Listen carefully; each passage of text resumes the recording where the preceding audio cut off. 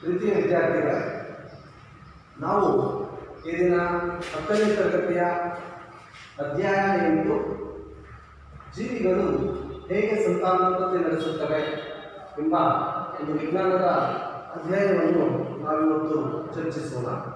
ಈ ದಿನ ನಾವು ಮುಖ್ಯವಾಗಿ ಚರ್ಚಿಸುವಂಥ ಫಲಿತಾಂಶಗಳಿವೆ.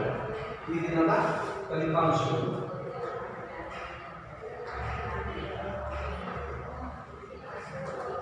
ಒಂದು, ಜೀವಿಗಳು ತಮ್ಮದೇ ನಿಖರ ಪ್ರಕೃತಿಯನ್ನು ಸೃಷ್ಟಿಸುತ್ತವೆಯೇ? ಜೀವಿಗಳು ತಮ್ಮದೇ ನಿಖರ ಪ್ರಕೃತಿಯನ್ನು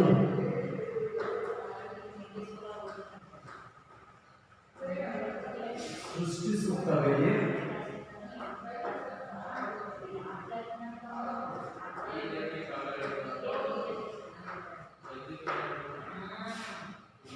ಭಿನ್ನತೆಯ ಮಹತ್ವ.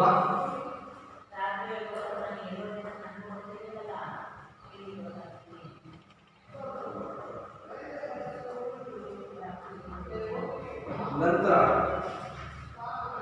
ಏಕಕೋಶ ಜೀವಿಗಳಿಂದ ಬಳಸಲಾದ ಸಂತಾನೋತ್ಪತ್ತಿ ವಿಧಾನಗಳು. ಏಕಕೋಶ ಜೀವಿಗಳಿಂದ ಬಳಸಲಾದ ಸಂತಾನೋತ್ಪತ್ತಿ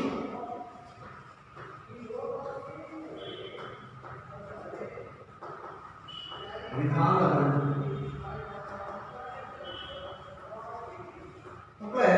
ನಾವು ಇದನ್ನ ಮುಖ್ಯವಾಗಿ ಕಲಿಯುವಂತಹ ಫಲಿತಾಂಶಗಳು. ಈಗ ಪ್ರಕೃತಿಯಲ್ಲಿರುವಂಥ ಎಲ್ಲ ಜೀವಿಗಳು ತಮ್ಮದೇ ಆದಂಥ ನಿಖರ ಒಂದು ಪ್ರಕೃತಿಯನ್ನು ಸೃಷ್ಟಿಸುತ್ತವೆಯೇ ಅಂದರೆ ರೂಪವನ್ನು ಸೃಷ್ಟಿಸುತ್ತವಾ? ನೆಕ್ಸ್ಟ್, ಭಿನ್ನತೆಯ ಮಹತ್ವ ಅಂದರೆ ಇರೋ ಜೀವಿಗಳು ತಮ್ಮದೇ ಒಂದು ರೂಪ ಲಕ್ಷಣಗಳನ್ನು ಮುಂದುವರಿಸ್ತವ ಅಥವಾ ಅವುಗಳಲ್ಲಿ ಏನಾದರೂ ಬದಲಾವಣೆಗಳು ಪ್ರಕೃತಿಗೆ ಅನುಗುಣವಾಗಿ ಇಲ್ಲಿ ಕಾಣ್ತವ ಅಥವಾ ಬದಲಾಗ್ತವ ಅನ್ನೋದನ್ನ ನಾವು ಭಿನ್ನತೆಯ ಮಹತ್ವ ಅಂತ ನೋಡೋಣ.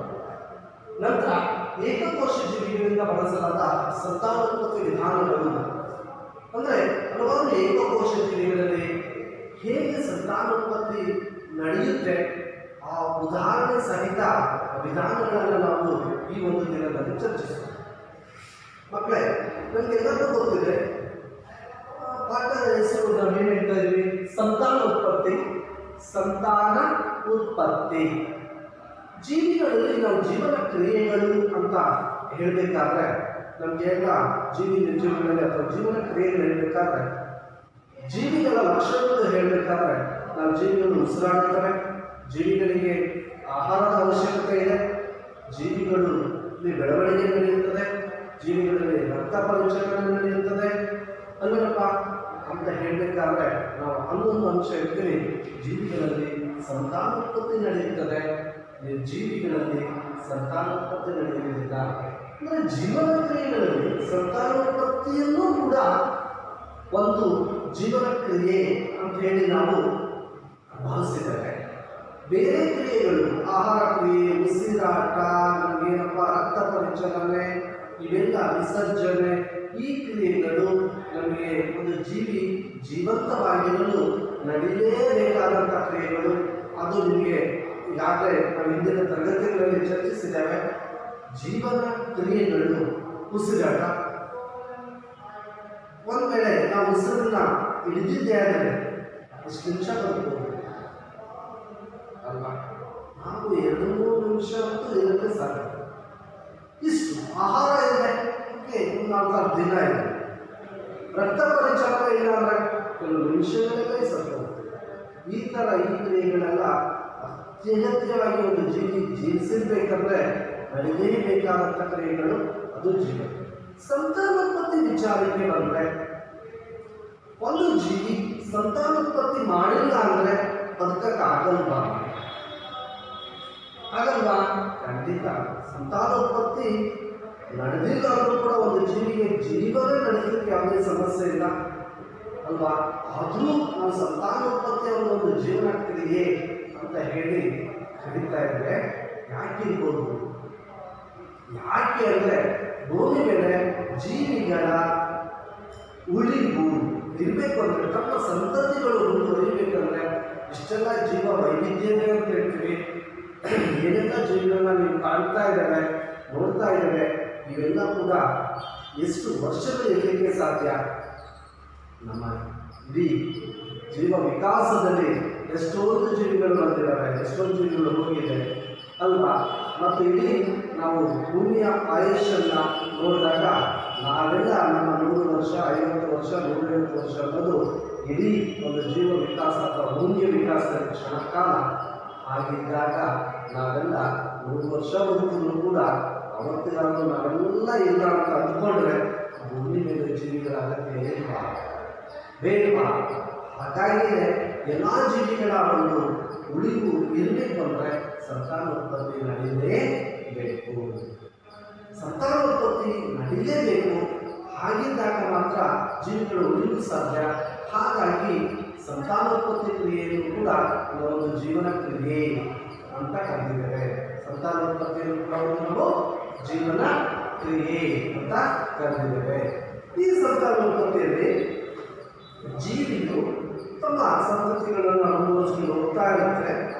ಹೇಗೆ ಸಂತಾನೋತ್ಪತ್ತಿ ನಡೆಸುತ್ತೆ ಅನ್ನೋದು ಆಸಕ್ತಿದಾಯಕ. ನೋಡೋಣಲ್ವಾ ಹೇಗೆ ಅಂತ ನೋಡ್ತಾ ಬರೋಣ. ಬಹುತೇಕ ಜೀವಿಗಳು ತಮ್ಮದೇ ಆದಂತಹ ಯಾವುದೇ ಹೋಲುವಂಥ, ತಮ್ಮನ್ನು ಹೋಲುವಂಥ ಹೊಸ ಜೀವಿಗಳಿಗೆ ಜನ್ಮ ಕೊಡುವುದಕ್ಕೆ ನಾವು ಸಂತಾನೋತ್ಪತ್ತಿ, ಯಾವುದೇ ಜೀವಿ ತನ್ನನ್ನು ಹೋಲುವಂತಹ ಹೊಸ ಜೀವಿಗೆ ಜನ್ಮ ಕೊಡುವುದಕ್ಕೆ ಏನಂತ ಕರಿತೀವಿ ನಾವು? ಸಂತಾನ ಉತ್ಪತ್ತಿ, ಸಂತಾನೋತ್ಪತ್ತಿ ಎಂದು ಕರೆಯುತ್ತೇವೆ. ಇಲ್ಲಿ ನಮಗೆ ಗೊತ್ತಿದೆ, 8ನೇ ತರಗತಿಯಲ್ಲಿ ನಾವು ಪ್ರಭೇದ ಅಂತ ಹೇಳ್ತೀವಿ. ಒಂದು ರೀತಿಯಾದಂಥ ತಮ್ಮಲ್ಲೇ ಸಂತಾನೋತ್ಪತ್ತಿ ನಡೆಸುವಂತಹ ಜೀವಿಗಳಿಗೆ ನಾವೇನು ಕರಿತೀವಿ? ಪ್ರಭೇದ ಎಂದು ಕರೆಯುತ್ತೇವೆ. ಏನು ಕರಿತೀವಿ? ಪ್ರಭೇದ. ಈ ಪ್ರಭೇದಗಳ ನಡುವೆ ಅಂದರೆ ಗಂಡು ಹೆಣ್ಣುಗಳ ನಡುವೆ ಅಥವಾ ಲೈಂಗಿಕ ರೀತಿ ಅಂತೀವಿ, ಅಥವಾ ನೋಡೋಣ ನಾವು ಈ ತರಗತಿಯಲ್ಲಿ ಏಕಕೋಶ ಜೀವಿಗಳಲ್ಲಿ ಹೇಗೆ ಅಂತ ಸಂತಾನ ಉತ್ಪತ್ತಿ, ಹೊಸ ಜೀವಿಗಳ ಉತ್ಪತ್ತಿ ಆಗುತ್ತೆ ಅಂತ ನೋಡೋಣ. ನಂತರ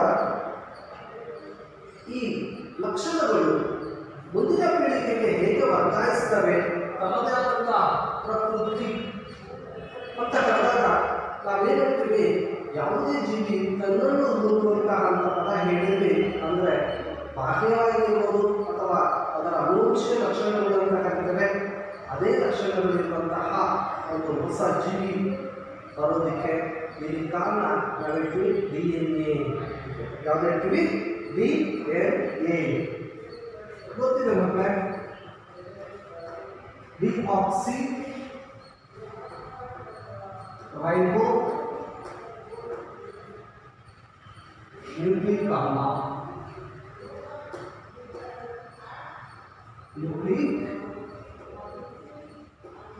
ಆಮ್ಲ ಅಂತೀವಿ. ಇದಕ್ಕೆ ಡಿಆಕ್ಸಿ ರೈಬೋ ನ್ಯೂಕ್ಲಿಕ್ ಆಮ್ಲ, DNA. ಇದರಲ್ಲಿರುವಂಥ ಒಂದು ಅನುವಂಶೀಯ ವಸ್ತು ನಾವು ಜೀನ್ ಅಂತ ಏನು ಕರಿತೇವೆ. ಈ ಅನುವಂಶೀಯ ವಸ್ತುವಿನಿಂದ ಲಕ್ಷಣಗಳು ಅಥವಾ ಒಂದು ಯಾವುದೇ ಜೀವಿಯ ಗುಣಗಳು ಮುಂದಿನ ಪೀಳಿಗೆಗೆ ಈ ಅನುವಂಶೀಯ ವಂಶವಾಹಿನಿಗಳು ಅಂತ ಕರಿತೇವೆ. ಜೀವಿಗಳನ್ನ ಅವುಗಳ ಮುಖಾಂತರವಾಗಿ ಮುಂದಿನ ಜೀವಿಗೆ ವರ್ಗಾವಣೆಯಾಗಿ ತಮ್ಮದೇ ಇರುವಂಥ ಹೊಸ ಜೀವಿಗಳು ಏನಾಗುತ್ತೆ? ಇಲ್ಲಿ ಹುಟ್ಟಲ್ಪಡುತ್ತೆ ಅಥವಾ ಜೀವಿಸುತ್ತವೆ ಅಂತೇಳಿ. ನಂತರ ಈಗ ಈ ಲಕ್ಷಣಗಳು ತಮ್ಮ ಮನೆಗಳಿಗೆ ಹೋಗಬೇಕು ಅಂದರೆ ನಮ್ಮಲ್ಲಿ DNA ಯಾವುದರಲ್ಲಿರುತ್ತೆ? ನಮ್ಮ ಕೋಶ ಕೇಂದ್ರದಲ್ಲಿ ನಾವು ಇರುವಂಥ ಕ್ರೋಮೋಸೋಮ್ಗಳು. ಈ ಕ್ರೋಮೋಸೋಮ್ ಅಥವಾ ವರ್ಣತಂತುಗಳಲ್ಲಿ DNA ಇರುತ್ತೆ. ಈ ಕ್ರೋಮೋಸೋಮ್ಗಳಲ್ಲಿ ಇರುವಂಥ DNA ತಮ್ಮ ಮುಂದಿನ ಪೀಳಿಗೆಗೆ ವರ್ಗಾವಣೆ ಇರಬೇಕಂದ್ರೆ ಆ ಮನೆ ಕೋಶಗಳಿಗೆ ಸಮಾಗಿ ಹಂಚಲ್ಪಡಬೇಕು. ಆಗ ಇರುವಂತಹ ಕ್ರೋಮೋಸೋಮ್ಗಳು ಏನಾಗುತ್ತೆ? ಸಂಖ್ಯೆ ದ್ವಿಗುಣವಾಗುತ್ತದೆ. ಇದಕ್ಕೆ DNA ಸ್ವಪ್ರತೀಕರಣ ಅಂತ ಕರಿತೀವಿ. DNA ಸ್ವಪ್ರತೀಕರಣ.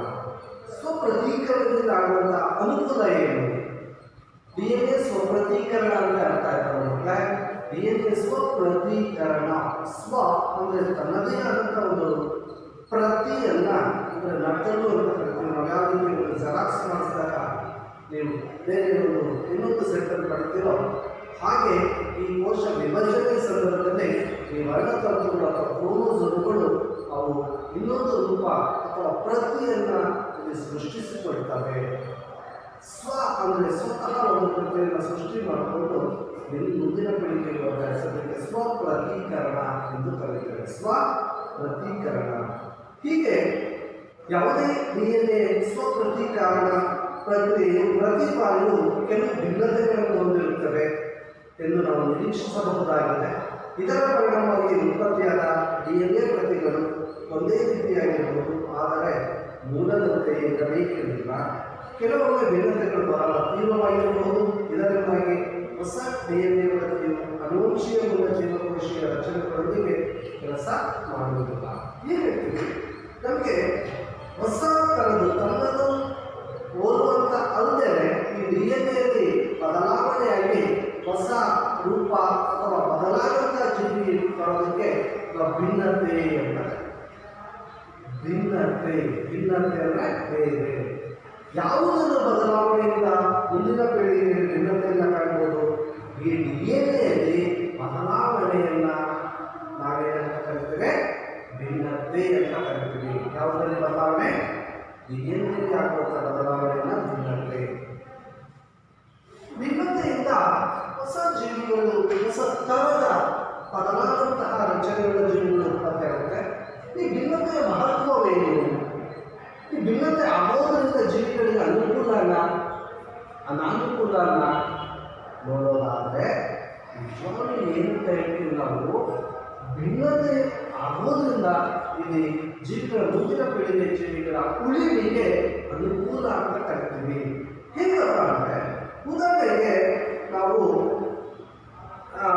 ಯಾವುದೇ ಒಂದು ಪ್ರಾಕೃತಿಕ ವಿಕೋಪಗಳಲ್ಲಿ ಅಥವಾ ಪ್ರಕೃತಿಯಲ್ಲಿ ಆಗಬಹುದಾದ ಬದಲಾವಣೆ, ಉದಾಹರಣೆ ಭೂಮಿಯ ಮೇಲಿನ ತಾಪದ ಏರಿಕೆ ಅಥವಾ ಇಳಿಕೆ, ನೀರಿನ ಮಟ್ಟದಲ್ಲಿ ಬದಲಾವಣೆ ಅಥವಾ ಉಲ್ಕಾಪಾತ ಉಂಟಾಗಬಹುದು. ಇವು ನಾವು ಹೇಳ್ತಾ ಇರುವಂಥ ಪ್ರಕೃತಿಯಲ್ಲಿ ಆಗುವಂತಹ ಅನಾನುಕೂಲಗಳು, ಜೀವಿಗಳಿಗೆ ಪ್ರತಿಕೂಲಗಳು ಅಂತ ಕರಿತೀವಿ. ಇಂಥ ಉದಾಹರಣೆಗಳು ಅಥವಾ ಸನ್ನಿವೇಶಗಳು ಸಂಬಂಧಿಸಿದಾಗ ಈ ರೀತಿಯಾದಂಥ ಬದಲಾವಣೆಗಳು ಜೀವಿಗಳ ಒಂದು ಆವಾಸದ ಮೇಲೆ ತೀವ್ರವಾದ ಬದಲಾವಣೆಗಳಿಗೆ ಗುರಿಯಾಗಿ ಅವು ನಶಿಸಿ ಹೋಗಬಹುದು. ಈ ಥರ ಯಾವುದೋ ಒಂದು ದಿಢೀರನೆ ತಾಪದ ಏರಿಕೆ ಅಥವಾ ತಾಪದ ಇಳಿಕೆ, ಉಲ್ಕಾಪಾತ ಅಂದ್ರಪ್ಪ ಏನೇ ಈ ಥರ ನೀರಿನ ಮಟ್ಟದಲ್ಲಿ ವ್ಯತ್ಯಾಸ, ಉಷ್ಣಾಂಶದಲ್ಲಿ ಏರಿಕೆ ಇಳಿಕೆ ಆದಾಗ ಆ ಜೀವಿಗಳ ಆವಾಸದ ಮೇಲೆ ಪ್ರಭಾವ ಬೀರಿ ಜೀವಿಗಳು ನಶಿಸಿ ಹೋಗಬಹುದು. ಈ ಥರ ಒಂದು ವೇಳೆ ಒಂದು ಸಮ ಶೀತೋಷ್ಣದಲ್ಲಿ ನೀರಿನಲ್ಲಿ ಬ್ಯಾಕ್ಟೀರಿಯಾ ಸಮುದಾಯವನ್ನು ವಾಸಿಸುತ್ತಿದ್ದು ಮತ್ತು ಜಾಗತಿಕ ತಾಪದ ಏರಿಕೆಯಿಂದಾಗಿ ನೀರಿನ ತಾಪ ಏರಿಕೆಯಾದರೆ ಇವುಗಳಲ್ಲಿ ಭೌತಿಕ ಬ್ಯಾಕ್ಟೀರಿಯಾಗಳು ಸಾಯಬಹುದು. ಆದರೆ ಶಾಖವನ್ನು ನಿರೋಧಿಸುವ ಕೆಲವು ರೂಪಾಂತರಗಳು ಉಳಿದುಕೊಳ್ಳಬಹುದು ಮತ್ತು ಸಂತಾನೋತ್ಪತ್ತಿ ನಡೆಸಬಹುದು. ಹೀಗೆ ಕೆಲವು ಭಿನ್ನತೆಯ ಪ್ರಭೇದಗಳು ಬದುಕುಳಿಯಲು ಉಪಯುಕ್ತವಾಗಿವೆ. ಇಂಥ ಸಂದರ್ಭದಲ್ಲಿ ಉದಾಹರಣೆ ಯಾವುದೋ ಒಂದು ಸಮಶೀತೋಷ್ಣವಲಯದಲ್ಲಿ ಉಷ್ಣ ಹೆಚ್ಚಾದಾಗ ಒಂದು ಬ್ಯಾಕ್ಟೀರಿಯಾ ಉದಾಹರಣೆ ಹೇಳ್ತಾ ಇದ್ದೀವಿ. ಆಗ ಎಲ್ಲ ಉಷ್ಣ ಹೆಚ್ಚಾದ ತಕ್ಷಣ ಎಲ್ಲ ಬಹುತೇಕ ಸಾಯಬಹುದು. ಅದರ ಭಿನ್ನತೆಯಿಂದ ಕೆಲವು ಜೀವಿಗಳು ಉಳಿದು ಸಂತಾನೋತ್ಪತ್ತಿ ನಡೆಸುವ ಸಾಮರ್ಥ್ಯ ಉಳಿಸಿಕೊಳ್ತವೆ. ಹೀಗೆ ಭಿನ್ನತೆ ನಡೆದಿದ್ದರಿಂದ ಹೆಚ್ಚಿನ ಉಷ್ಣಾಂಶದಲ್ಲೂ ಬದುಕುಳಿಯುವಂಥ ಸಾಮರ್ಥ್ಯ ಅದಕ್ಕೆ ಉಳಿತು. ಹೀಗೆ ಭಿನ್ನತೆಯಿಂದ ಜೀವಿಗಳ ಉಳಿವಿಗೆ ಏನಾಗ್ತದೆ? ಸಾಧ್ಯ ಆಗ್ತದೆ. ಅದರ ಭಿನ್ನತೆ ಜೀವಿಗಳ ಉಳಿವಿಗೆ ಅನುಕೂಲನ ಅನಾನುಕೂಲನ ಹೇಳಿ ಸರಿ. ಈ ಭಿನ್ನತೆಯು ಜೀವಿಗಳ ಉಳಿವಿಗೆ ಅನುಕೂಲಕರವಾಗಿದೆ. ಉದಾಹರಣೆ ಸಹಿತ ಅಂದರೆ ನೀವು ಈ ಥರ ಒಂದು ಸಮಶೀತೋಷ್ಣವಲಯದ ಒಂದು ಬ್ಯಾಕ್ಟೀರಿಯಾ ಉಷ್ಣತೆ ಏರಿಕೆಯಿಂದಾಗಿ ಹೇಗೆ ಭಿನ್ನತೆಯ ಒಳಗಾದಂಥ ಜೀವಿಗಳು ಬದುಕುಳಿಯುತ್ತೆ ಅನ್ನೋ ಒಂದು ಉದಾಹರಣೆ ಸಹಿತ ನೀವು ಅದನ್ನು ವಿವರಿಸಬೇಕು. ಅದರ ಮಕ್ಕಳೇ ಮುಂದಿನ ಒಂದು ಕಲಿಕಾಂಶ ಹೋಗೋಣಲ್ಲ. ನಂತರ ನೋಡೋಣ ಈಗ ಏಕಕೋಶ ಜೀವಿಗಳಿಂದ ಬಳಸಲಾದ ಸಂತಾನೋತ್ಪತ್ತಿ ವಿಧಾನಗಳು. ನಮಗೆ ಏಕಕೋಶ ಜೀವಿಗಳು ಎಲ್ಲರಿಗೂ ಗೊತ್ತಿದೆ. ಒಂದೇ ಒಂದು ಕೋಶದಿಂದ ಆದಂತಹ ಜೀವಿಗಳಿಗೆ ಏನಂತ ಕರಿತೀವಿ ಹೇಳಿ? ಏಕಕೋಶ ಜೀವಿಗಳು ಎಂದು ಕರೆಯುತ್ತೇವೆ. ಈ ಏಕಕೋಶ ಜೀವಿಗಳಲ್ಲಿ ಹೇಗೆ ಸಂತಾನೋತ್ಪತ್ತಿ ನಮ್ಮ ಕಣ್ಣಿಗೆ ಕಾಣಲ್ಲ ಅಥವಾ ಸೂಕ್ಷ್ಮ ಜೀವಿಗಳಲ್ಲಿ ಸಂತಾನೋತ್ಪತ್ತಿ ವಿಧಾನಗಳು ಹೇಳ್ತಾ ಬರ್ತೀವಿ. ನಮಗೆ ನಾನು ಉದಾಹರಣೆ ಸಹಿತ ವಿಧಾನ ನೀಡಿದ ಒಂದೇ ವಿಧಾನ ಉದಾಹರಣೆ ಅಮೀಬಾ ಅಂತ ಒಂದು ಜೀವಿ. ಅಮೀಬಾ ಮತ್ತು ಇನ್ನೊಂದು ಉದಾಹರಣೆ ವಿಶ್ವೇನಿಯಾ ಅಂತ.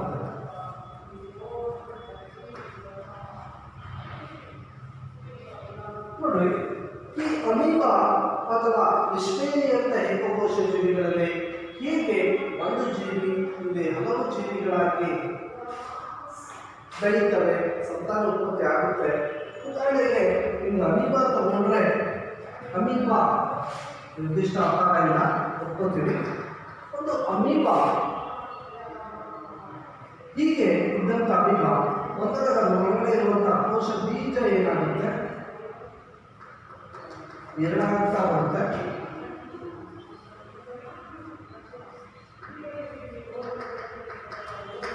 ನಂತರ ಇದೊಂದು ಅಮೀಬಾ ಆಗುತ್ತೆ, ಮತ್ತೊಂದು ಅಮೀಬಾ ಆಗುತ್ತೆ. ಇದಕ್ಕೆ ಒಂದು ಅಮೀಬಾ ಇರೋದು ಎಷ್ಟು ಮರಿ ಅಮೀಬಾ ಆಯಿತು?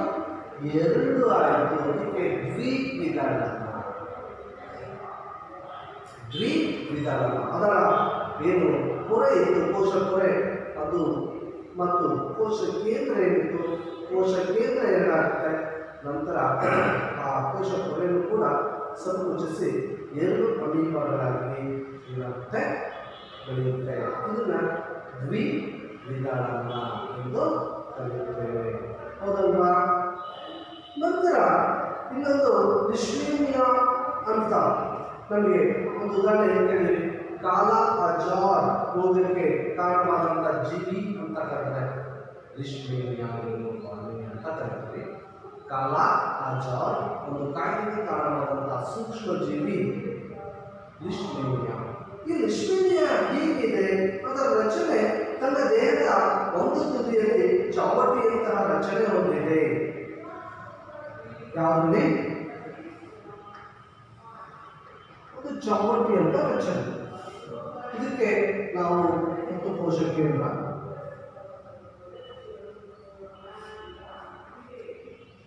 ಇದು ಒಂದು ತುದಿಯಲ್ಲಿ ಚಾವಟಿಯಂತಹ ರಚನೆ ಅಂತ ಒಂದು ಉದ್ದವಾದಂತಹ ರಚನೆ ಇದೆ. ಇದು ಕ್ರಮೇಣ ಮತ್ತೆ ಈ ದೇಹದ ರಚನೆ ಉದ್ದವಾದ ರಚನೆ ಏನಿತ್ತು, ಇಂತಹ ಜೀವಿಯಲ್ಲಿ ದ್ವಿವಿದಳಗಳ ದೈಹಿಕ ರಚನೆಗಳ ಅನುಸಾರವಾಗಿ ಒಂದು ಜೀವಿ ಇಲ್ಲಿ 2 ಭಾಗಗಳಾಗಿ ವಿಭಜಿಸಿ 2 ಜೀವಿಗಳಾಗಿ ವಿಭಜಿಸಿ ಬೆಳೆಯುತ್ತೆ. ಇದನ್ನೇ ನಾವು ದ್ವಿವಿದಳನ ಅಂತ ಕರಿತೀವಿ. ಇದು ಕೂಡ ಅಷ್ಟೇ. ಈ ಥರ ಒಂದು ಜೀವಿ ಇರುವಂಥದ್ದು ಕ್ರಮೇಣ ಅದರ ಮಧ್ಯಭಾಗದಲ್ಲಿ ಬೆಳೆದು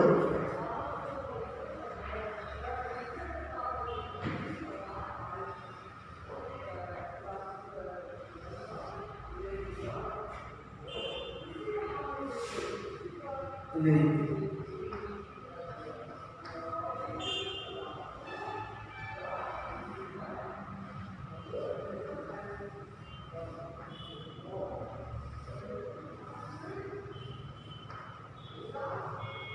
ಕ್ರಮೇಣ ಏನಾಗುತ್ತೆ, ಇದೊಂದು ವಿಶ್ವೇನಿಯಾ,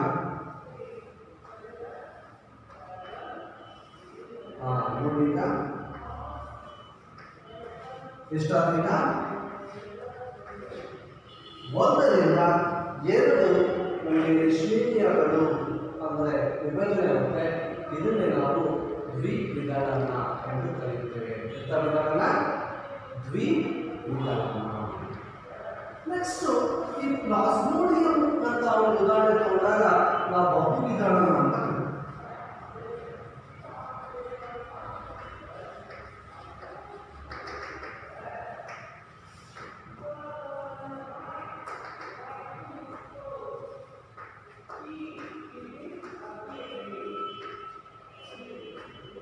ಉದಾಹರಣೆ ಪ್ಲಾಸ್ಮೋಡಿಯಂನಂತಹ ಏಕಕೋಶ ಜೀವಿಗಳಲ್ಲಿ ಬಹು ನಿಧಾನವಾಗಿ ಒಂದೇ ಬಾರಿಗೆ ಅನೇಕ ಮರಿಕೋಶಗಳು ವಿಭಜನೆ ಹೊಂದುತ್ತವೆ.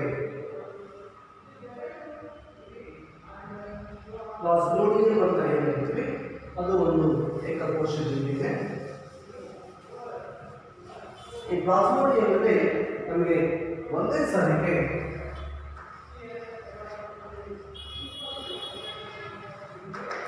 ಕೋಶರಸ ಒಳಭಾಗದಲ್ಲಿ ಅನೇಕ ಕೋಶ ಕೇಂದ್ರಗಳುಂಟಾಗಿ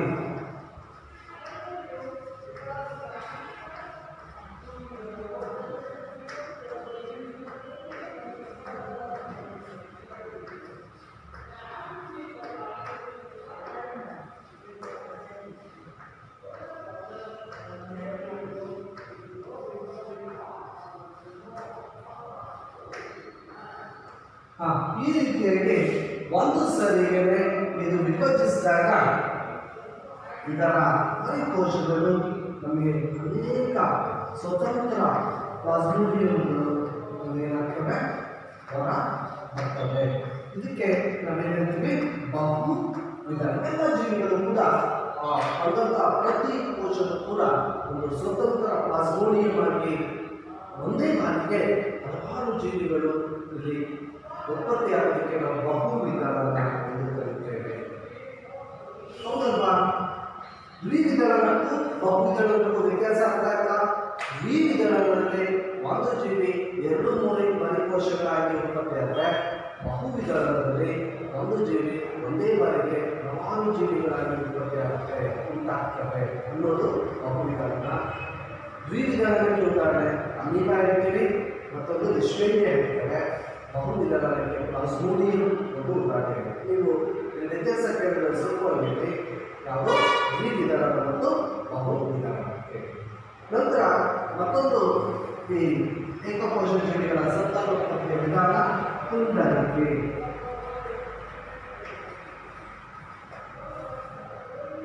ತುಂಡರಿಕೆ ಅನ್ನೋ ತಕ್ಷಣ ಹೆಸರು ಬರ್ತಾ ಇದೆ. ಇಲ್ಲಿ ಕೆಲವು ಜೀವಿಗಳ ದೇಹವನ್ನು ನಾವು ಅನೇಕ ತುಂಡುಗಳಾಗಿ ವಿಭಜಿಸಲು ಕತ್ತರಿಸಿದರೂ ಒಂದೊಂದು ಭಾಗವು ಕೂಡ ಹೊಸ ಜೀವಿಯಾಗಿ ಏನಾಗುತ್ತೆ ಬೆಳೆಯುತ್ತದೆ. ಉದಾಹರಣೆ ಸ್ಪೈರೋಗೈಲಾ ಅಂತ ಹೇಳ್ತೀವಿ. ಇದು ನಮಗೆ ಸಣ್ಣ ಸಣ್ಣ ತುಂಡುಗಳಾಗಿ ವಿಭಜನೆ ಹೊಂದುತ್ತದೆ.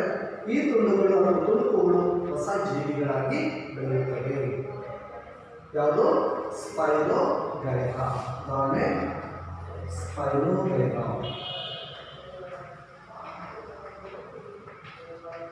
ಸ್ಪೈರೋಗೈಲಾ ಪ್ರತಿ ತುಂಡು ಕೂಡ ಅಥವಾ ತುಣುಕು ಕೂಡ ಹೊಸ ಜೀವಿಯಾಗಿ ಬೆಳೆಯುತ್ತದೆ ಅನ್ನೋದೇ ಯಾವುದರಲ್ಲಿ ತುಂಡರಿಕೆ ಒಂದು ವಿಧಾನಕ್ಕೆ ಉದಾಹರಣೆ. ಮತ್ತೊಂದು ಪುನಃ ಉತ್ಪಾದನೆ.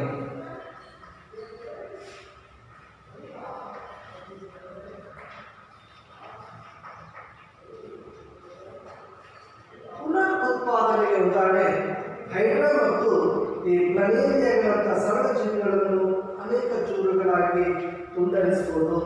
ಈಗ ಪ್ರತಿ ಚೂರು ಕೂಡ ಒಂದು ಸಂಪೂರ್ಣ ಜೀವಿಯಾಗಿ ಬೆಳೆಯುತ್ತದೆ. ಇದನ್ನ ನಾವು ಪುನಃ ಉತ್ಪಾದನೆ ಅಂತ ಕರಿತೀವಿ. ಹೈಡ್ರಾ ಮತ್ತು ಪ್ಲನೇರಿಯಾ. ಹೈಡ್ರಾ ಮತ್ತು ಪ್ಲನೇರಿಯಾ ಇವು ಪ್ರತಿ ತುಣುಕು ಕೂಡ ಹೊಸ ಜೀವಿಗಳಾಗಿ ಉತ್ಪತ್ತಿಯಾಗುತ್ತವೆ.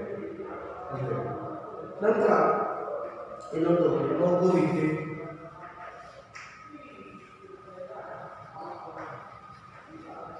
ಉದಾಹರಣೆ ಹೈಡ್ರಾ ನೋಡಿ. ಹೈಡ್ರಾದಲ್ಲಿ ಒಂದು ಭಾಗದಲ್ಲಿ ಒಂದು ಮೊಗ್ಗಿನ ರೀತಿಯಲ್ಲಿ ಒಂದು ಭಾಗ ಉತ್ಪತ್ತಿಯಾಗಿ ಅದು ತಾಯಿಯ ದೇಹದಿಂದ ಅಥವಾ ಪ್ರೌಢಜೀವಿಯಿಂದ ಬೇರ್ಪಟ್ಟು ಅದು ಮರಿಕೋಶವಾಗಿ ಸ್ವತಂತ್ರ ಜೀವಿಯಾಗಿ ಬೆಳೆಯುತ್ತದೆ. ಇದನ್ನ ಮೊಗ್ಗುವಿಕೆ ಅಂತ ಕರಿತೀವಿ. ಮೊಗ್ಗುವಿಕೆ. ನಂತರ ಕಾಯಜ ಸಂತಾನೋತ್ಪತ್ತಿ ಅಂತ ಹೇಳ್ತೀವಿ.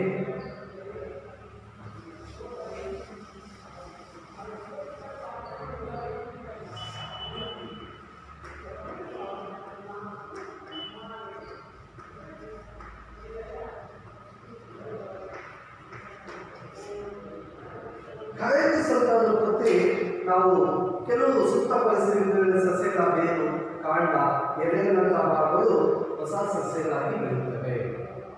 ಕೆಲವು ಸೂಕ್ತ ಪರಿಸರದಲ್ಲಿ ಸಸ್ಯದ ಬೇರು, ಎಲೆ, ಕಾಂಡ ಹೊಸ ಜೀವಿಗಳಾಗಿ ಈ ಭಾಗಗಳು ಹೊಸ ಜೀವಿಗಳಾಗಿ ಬೆಳೆಯುತ್ತದೆ. ಬಹಳಷ್ಟು ಪ್ರಾಣಿಗಳಂತಲ್ಲದೆ ಸಸ್ಯಗಳು ಸಂತಾನೋತ್ಪತ್ತಿಗೆ ಈ ವಿಧಾನಗಳನ್ನು ವಾಸ್ತವವಾಗಿ ಬಳಸುತ್ತವೆ. ಕಾಯಕ ಸಂತಾನೋತ್ಪತ್ತಿಯ ಈ ಲಕ್ಷಣವನ್ನು ಲೇಯರಿಂಗ್ ಅಥವಾ ಕಸಿ ಮಾಡುವಿಕೆಯಂಥ ವಿಧಾನಗಳಲ್ಲಿ ಕೃಷಿಯ ಉದ್ದೇಶಕ್ಕಾಗಿ ಕಬ್ಬು, ಗುಲಾಬಿ ಅಥವಾ ದ್ರಾಕ್ಷಿಗಳಂಥ ಅನೇಕ ಸಸ್ಯಗಳನ್ನು ಬೆಳೆಯಲು ಬಳಸಲಾಗುತ್ತದೆ. ಕಾಯಕ ಸಂತಾನೋತ್ಪತ್ತಿಯಿಂದ ಬೆಳೆಸಿದ ಸಸ್ಯಗಳು ಬೀಜಗಳಿಂದ ಬೆಳೆಸಿದ ಸಸ್ಯಗಳಿಗಿಂತ ಮುಂಚಿತವಾಗಿ ಹೂವುಗಳನ್ನು ಮತ್ತು ಹಣ್ಣುಗಳನ್ನು ನೀಡುತ್ತವೆ. ನೀವು ಕಬ್ಬು, ಗುಲಾಬಿ, ರೇಷ್ಮೆ ಅಂತ ಗಿಡಗಳಲ್ಲಿ ನಾವು ಕಾಂಡವನ್ನು ಕತ್ತರಿಸಿ ಎಷ್ಟು ತುಂಡುಗಳನ್ನು ಇಡ್ತೇವೋ ಅಷ್ಟು ಹೊಸ ಸಸ್ಯಗಳು ಬೆಳೆಯುತ್ತೆ. ಇದು ಬೀಜಗಳನ್ನು ಇಟ್ಟು ಬೆಳೆಸುವಂಥ ಸಸ್ಯಗಳಿಗಿಂತ ಬೇಗನೆ ಏನಾಗುತ್ತೆ, ಹೂ ಮತ್ತು ಹಣ್ಣುಗಳನ್ನು ಬಿಡುತ್ತವೆ. ಬಾಳೆ, ಕಿತ್ತಳೆ, ಗುಲಾಬಿ, ಮಲ್ಲಿಗೆಗಳಂಥ ಬೀಜಗಳನ್ನು ಉತ್ಪತ್ತಿ ಮಾಡುವ ಸಾಮರ್ಥ್ಯವನ್ನು ಕಳೆದುಕೊಂಡ ಸಸ್ಯಗಳಲ್ಲಿ ಈ ವಿಧಾನಗಳು ಸಂತಾನೋತ್ಪತ್ತಿಯನ್ನು ಸಾಧಿಸುತ್ತವೆ. ಕಾಯಕ ಸಂತಾನೋತ್ಪತ್ತಿ ಇನ್ನೊಂದು ಅನುಕೂಲವೆಂದರೆ ಉತ್ಪತ್ತಿಯಾದ ಎಲ್ಲ ಸಸ್ಯಗಳು ಅನುವಂಶವಾಗಿ ಪೋಷಕ ಸಸ್ಯಗಳನ್ನು ಮತ್ತು ಎಲ್ಲ ಲಕ್ಷಣಗಳೊಂದಿಗೆ ಒಟ್ಟಿಗೆ ಹೋಗುತ್ತವೆ. ಅರ್ಥಾತ್ ಕಾಯಕ ಸಂತಾನೋತ್ಪತ್ತಿ ಅಂದರೆ ಸಸ್ಯದ ಹೂವು ಕಾಂಡ, ಎಲೆ ಅಥವಾ ಬೇರಿನ ಮುಖಾಂತರ ಹೊಸ ಸಸ್ಯಗಳು ಬೆಳೆಯುವುದು. ಬೀಜ ಇಡೋ ಸಸ್ಯಕ್ಕಿಂತ ಬೇಗನೆ ಹೂವು ಮತ್ತು ಹಣ್ಣು ಬಿಡುತ್ತವೆ ಮತ್ತು ಎಲ್ಲ ಲಕ್ಷಣಗಳು ಪ್ರೌಢಜೀವಿಯನ್ನು ಸಂಪೂರ್ಣವಾಗಿ ಹೋಗುತ್ತವೆ. ಇಲ್ಲಿ ಇನ್ನೊಂದು ಎಲೆಯಿಂದ ಕಾಯಕ ಸಂತಾನೋತ್ಪತ್ತಿಯಲ್ಲಿ ಎಲೆಯಿಂದ ಒಂದು ಪ್ರತಿ ಎಲೆಯ ಅಂಚಿನಲ್ಲಿ ಒಂದು ಮೊಗ್ಗುಗಳು ಬೆಳೆದು ಅವು ಆ ಎಲೆಯಿಂದ ಉದುರಿ ಹೊಸ ಜೀವಿಯಾಗಿ ಬೆಳೆಯುತ್ತದೆ. ಅದಕ್ಕೂ ಕೂಡ ಮೊಗ್ಗುವಿಕೆಯಲ್ಲಿ ನಾವು ಬ್ರಯೋಫಿಲಮ್ ಅಂತ ಸಸ್ಯ ಉದಾಹರಣೆಯದು ಮೊಗ್ಗುಗಳಿಂದ ಬ್ರಯೋಫಿಲಮ್ನ ಸಸ್ಯ. ಈ ಸಸ್ಯದಲ್ಲಿ ಹೇಗೆ ಸಂತಾನೋತ್ಪತ್ತಿ ಆಗುತ್ತೆ? ಎಲೆಯ ಇದರ ಪ್ರತಿ ಇದರಲ್ಲೂ ಕೂಡ ಮೊಗ್ಗು ಬೆಳೆಯುತ್ತೆ. ಮೊಗ್ಗುಗಳು ಬೆಳೆದು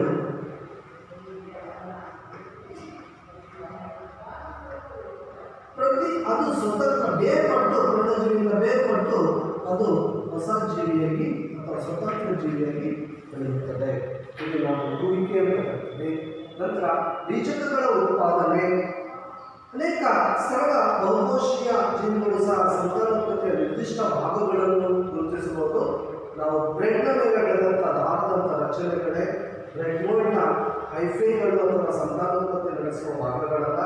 ಬದಲಾಗಿ ಕಡ್ಡಿಯ ಮೇಲಿರುವ ಚಿಕ್ಕ ದುಂಡಗಿನ ರಚನೆಗಳು ಸಂತಾನೋತ್ಪತ್ತಿ ಭಾಗಿಸಿವೆ. ಈ ಬೂಸ್ಟ್ ಅಂತ ಏನು ನಾವು ಆಹಾರ ಪದಾರ್ಥಗಳು ಬೆಳೆದಿರ್ತೀರ ಅದರ ಮೇಲೆ ಒಂದು ದುಂಡಗಿನ ರಚನೆಗಳಲ್ಲಿ ನಾವು ಸಣ್ಣ ಬೀಜಧಾನಿಗಳು ಅಂತ ಕರಿತೀವಿ. ಬೀಜಕ ಧಾನಿಗಳು ಇವು ವಿಶಿಷ್ಟ ಜೀವಕೋಶಗಳು. ಇವು ಸಣ್ಣ ಬೀಜಕಗಳನ್ನು ಹೊಂದಿದ್ದು ಇವು ಅಂತಿಮವಾಗಿ ರೈಸೋಪಸ್ ಜೀವಿಗಳಾಗಿ ಬೆಳವಣಿಗೆ ಹೊಂದುತ್ತವೆ. ಈ ಬೀಜಕಗಳು ದಪ್ಪವಾದ ಭಿತ್ತಿಯಿಂದ ಆವೃತವಾಗಿದ್ದು ಇನ್ನೊಂದು ತೇವಾಂಶಯುಕ್ತ ಒಂದು ವಾತಾವರಣದ ಮೇಲೆ ಸಂಪರ್ಕಕ್ಕೆ ಬಂದಾಗ ಅವು ಅಲ್ಲಿ ಬೆಳೆಯುತ್ತದೆ. ಹೀಗೆ ನಾವು ಇಲ್ಲಿವರೆಗೂ ಚರ್ಚಿಸಿದಂತಹ ಏಕಕೋಶ ಜೀವಿಗಳಿಂದ ಸಂತಾನೋತ್ಪತ್ತಿ ಅಂದರೆ ಒಂದು ಜೀವಿಯಿಂದ ಹೇಗೆ ಸಂತಾನೋತ್ಪತ್ತಿ ನಡೆಸುತ್ತವೆ ಅನ್ನೋದನ್ನು ನಾವು ಚರ್ಚಿಸಿದ್ದೇವೆ. ಹೌದಾ? ಮುಂದಿನ ತರಗತಿಯಲ್ಲಿ ನೋಡೋಣ.